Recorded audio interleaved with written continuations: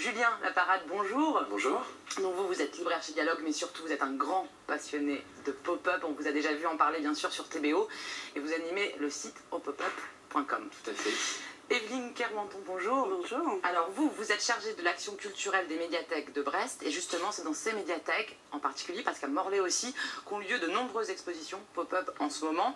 On va les citer tout de suite d'ailleurs ces médiathèques, comme ça, si c'est près de chez vous, vous le saurez. Donc Saint-Martin, Bellevue, Cavale-Blanche, Neptune, Pont-à-Nézen, Saint-Marc, Lambézélec et deux médiathèques à Morlaix, les Ailes du Temps et la médiathèque de la Boissière. Oui, et la bibliothèque d'études aussi au centre. Et la bibliothèque d'études à Brest, bien sûr. Alors, le pop-up, tout le monde ne sait pas forcément ce que c'est. Julien, on va commencer par définir un petit peu qu'est-ce qu'un livre pop-up. C'est vrai, alors le terme pop-up est assez contemporain, il date des années 1950. Il a été inventé par un ingénieur papier. Avant, on parlait en fait de livre à système ou livre animé.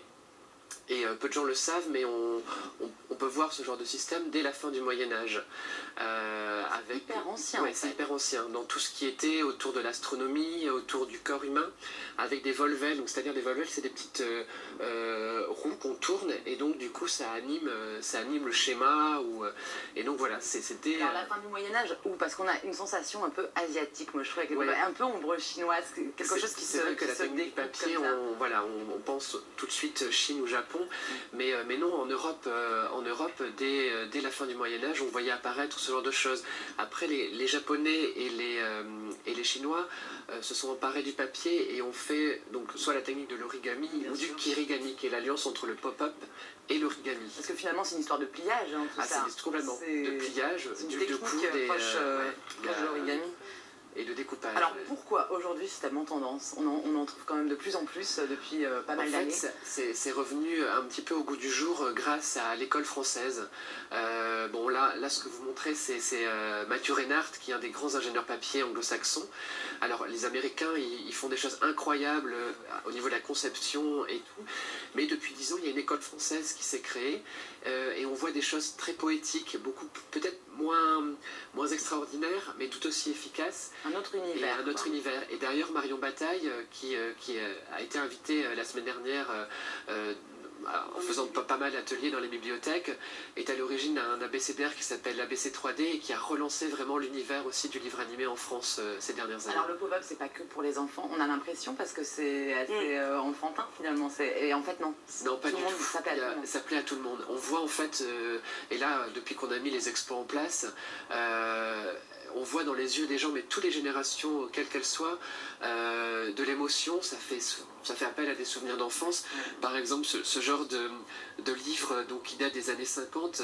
Alors, on est dans des choses assez simples, mais beaucoup de gens ont eu à un moment donné ces livres-là dans les mains. Et c'est vrai, quand je les montre, c'est toute une collection qui s'appelle les éditions Lucos, éditeur à Mulhouse. Il en a fait une vingtaine, des années 50, ouais, et qui a lancé énormément d'artistes et d'illustrateurs avec, donc vous voyez, c'est un système de découpe. Donc c'était vraiment très probant à l'époque et très utilisé. Donc il n'y a pas de notion de pop-up en soi, c'est-à-dire qu'on n'intègre pas des éléments, c'est avec une découpe dans la page et du pliage, on crée le volume. Alors est-ce que ça, tout le monde pourrait réussir à le faire? Oui, ça c'est facile à faire. C'est facile à faire finalement. On a l'impression, enfin, c'est un énorme boulot, on s'en rend compte, mais est-ce que on peut apprendre à faire du Alors oui, complètement. Moi, pour ma part, j'ai fait une formation. Il y en a deux en France, une à Paris et une à Toulouse. Donc je me suis formé pendant une semaine à faire tout ce qu'on pouvait faire en termes de livres animés. Et maintenant, voilà, mon but c'est de transmettre. Et voilà, je vais vous montrer quelques petits exemples qu'on peut faire, que je fais voilà, quand j'anime des ateliers. Donc ça, avec la technique du découpage, donc vous voyez deux choses, avec un effet de lumière, alors je ne sais pas si on voit, avec un effet transparent, on peut faire ce genre de choses, c'est assez simple. Alors on est dans les périodes de Noël, vous voyez, un Père Noël, ça à faire des enfants, alors plutôt cycle 3, donc à partir du CM2, voilà, au collège, mais voilà, c'est pas très compliqué. Ou alors même des choses assez simples, mais qui sont très jolies, avec des ciseaux.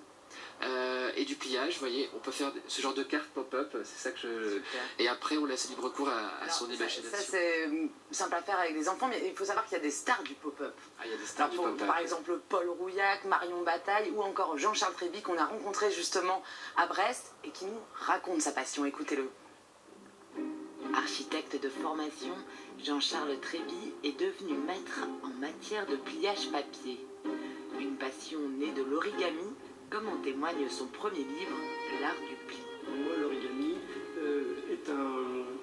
est un support important au niveau de la création contemporaine. C'est un ressourcement de travailler à partir des techniques de l'origami traditionnel. Il y a tellement de multiplicité de techniques que les gens sont trop raccrochés uniquement aux petits personnages et aux petits animaux. Il y a beaucoup d'autres choses. Et il y a des gens qui ont travaillé sur l'origami pour réaliser des voiles solaires, pour réaliser les stènes, les petits éléments qu'on met dans les veines, dans les artères. Tout ça, c'est à base du pliage d'origami au niveau de la démarche intellectuelle. Aujourd'hui, ce sont les pop-up, les fameux livres animés, qui sont l'objet de son dernier ouvrage. Ici, il nous plonge dans l'histoire de cette technique artistique. Donc la démarche était de montrer que les ingénieurs papier qui sont à l'origine de tous ces livres magnifiques, qui sont un petit peu le retour à l'enfance, pour moi, étaient des ingénieurs papier, comme on l'appelle dans la technique américaine, mais que derrière tout ça, il y a toute une structure importante à mettre en place pour réaliser ces livres. Par ailleurs, Jean-Charles Tréby travaille aussi sur des livres d'artistes, véritables objets d'art. Venise, c'est un petit livre tunnel, un petit diorama à poser devant une fenêtre. Et ça permet, ce que j'aime bien, c'est que le livre joue avec les ombres et les lumières. Ce qui m'intéresse à chaque fois, c'est de trouver des nouvelles formes de mise en valeur des éléments. L'histoire, on se la raconte soi-même. Quand on ouvre mes livres, j'espère que les gens peuvent se raconter des histoires, tout simplement. Un voyage imaginaire où les livres prennent vie, l'œuvre de Jean-Charles Tréby est la preuve que mathématiques et poésie font très bon ménage. Et alors justement, dans le catalogue de l'exposition des expos pop-up en ce moment, Jean-Charles Tréby a fabriqué un patron en fait de pop-up à se fabriquer, on le voit dans le reportage, avec la tour Tanguy et un joli bateau, voilà, c'est Brest. Alors, Evelyne, vous vous occupez donc de développer des projets voilà, à travers les médiathèques brestoises. Est-ce que vous connaissiez le pop-up? Du tout. Du tout? Non. Pourquoi vous lancez là-dedans? Je connaissais comme tout le monde un petit peu quelques livres. En fait, l'envie est venue de toutes les bibliothèques. On se rendait compte qu'on avait des livres pop-up dans nos rayons, mais qu'on n'osait pas les sortir de peur de les abîmer. On n'en parle pas, mais il y a ce côté fragile, voilà. On a peur d'abîmer. Donc on les sortait pour les animations, mais bon voilà, ils retournaient dans les rayons. Et en parallèle, on a rencontré Julien il y a un peu plus d'un an, qui est donc un collectionneur, et qui nous a proposé en fait de montrer ses livres. Donc on s'est dit voilà, ça va avec les logiques des bibliothèques de mettre en valeur le livre. Donc voilà, on a monté cette exposition qui nous a pris quelques mois de travail. Voilà.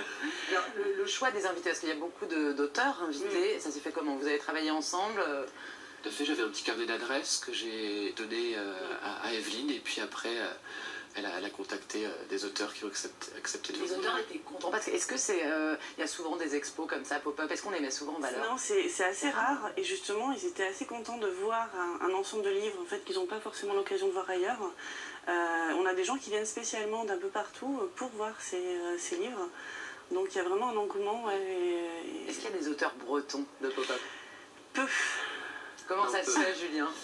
Il y a des auteurs qui en tout cas, ont choisi de vivre en Bretagne, et peut-être que la région les inspire. Je pense à Paul Rouillac, qui est un petit chanceux puisqu'il vit à l'île de Bréa, et c'est là qu'il puise son inspiration. Il a fait 2 livres qui sont Masques et Gargouilles, qui sont extraordinaires, très simples aussi. Donc la Bretagne peut inspirer quand même. Après, il y a beaucoup d'illustrateurs en fait en Bretagne, et c'est l'alliance de l'ingénieur papier et des illustrateurs qui font ce genre de choses aussi.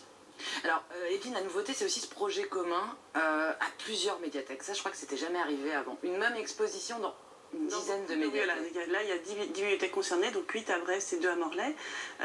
Donc c'est vrai que c'est intéressant parce que pour les gens, ça leur permet d'aller dans plusieurs lieux et aussi de découvrir les bibliothèques. C'est des choses très différentes selon les lieux? Alors c'est les thématiques, c'est des pop-up partout, hein, mais donc après il y a des thématiques. Ça peut être le conte à la bibliothèque de Saint-Marc, le cirque à Saint-Martin, Alice au Pays des Merveilles à la Cavale. Donc voilà, à chaque fois c'est des livres différents, on ne va pas retrouver les mêmes livres. Donc, pas les mêmes auteurs? Voilà, pas les mêmes auteurs. Alors certains bien sûr en commun, hein, Mais l'idée, voilà, c'est que les gens puissent passer d'une bibliothèque à l'autre. Donc on a aussi fait des animations dans toutes les bibliothèques. Et on a fait un vernissage un petit peu atypique, puisqu'on a fait un vernissage en tramway. L'idée est venue de la ville. Personnellement, j'ai trouvé ça génial. On est parti de Pont-à-Désaine, on a pris le tram, on a débarqué à Saint-Martin, on a mis le cirque à Saint-Martin, on a repris le tram et on a fini à l'étude et à l'étude. C'était vraiment chouette. Donc il y a plein d'auteurs représentés. Julien, moi je voulais savoir qu'est-ce qui différencie un grand auteur de pop-up. Enfin, voilà, comment on devient une star du pop-up en fait? C'est quoi? C'est un univers particulier, c'est des techniques, il faut être très très bon. Jean-Charles Tréby est architecte à la base. Et architecte à la base. Des maîtrises de techniques de pliage. Beaucoup d'ingénieurs papier sont architectes à la base. Il y a un artiste que j'aime particulièrement qui s'appelle Cubasta, qui est beaucoup représenté, notamment parce qu'il est très apprécié et parmi tous les collectionneurs vous le diront, c'est un peu le génie. Et lui aussi était architecte. Rudolf Lux, pareil. Il était tchèque. Alors c'est dans des techniques très simples, mais moi je trouve toujours efficace. C'est un animal qui se prête très bien au pop-up. Exactement. Et effectivement, il faut quand même avoir cette logique dans l'espace, c'est important. Mais ce que je dis aussi, c'est qu'avec des choses très simples, il y a un petit livre qui s'appelle Little Tree de Komagata, que vous pourrez voir à la médiathèque de l'étude, parce qu'il est à disposition des gens. Et c'est juste un petit arbre qui grandit, et qui se pare de couleurs automnales, hivernales. C'est tout simple. Mais il y a une poésie et un jeu avec l'ombre et la lumière. C'est poétique en fait, tout simplement. On voyage dans l'esprit. S'il y avait une expo à ne pas manquer, j'imagine que vous ne pouvez pas choisir tous les deux. Je dirais peut-être comme celle de la bibliothèque d'études qui est un peu sur l'histoire, voilà, plus complète et sur l'histoire. Plus en tous les cas, sur le côté historique. Info pratique, ça coûte combien d'aller voir ces expos? C'est gratuit, la bibliothèque c'est gratuit et on est ouvert du mardi au samedi. Pendant toutes les vacances scolaires en tous les cas. Et les informations sur le site de la bibliothèque. Dans le détail. Ça dure jusqu'à quand? Alors, jusqu'au 5 janvier à la bibliothèque d'études et au 12 janvier sur les autres bibliothèques. Donc il y a le temps et voilà. Jusqu'à fin février. On peut profiter des vacances scolaires. Donc en tous les cas, le site opopup.canalblog.com, voilà, pour trouver toutes les infos que Julien met en ligne. Merci beaucoup à tous les deux tout de suite.